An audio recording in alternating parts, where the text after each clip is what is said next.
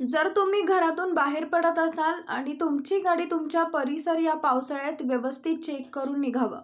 कारण की आजच्या वेळी या व्हिडिओच्या माध्यमातून आपल्याला समजेल की विषारी साप आपल्या परिसरात फिरत आहेत, त्यांच्याने धोका होऊ शकतो, याची सतत काळजी घेतली पाहिजे।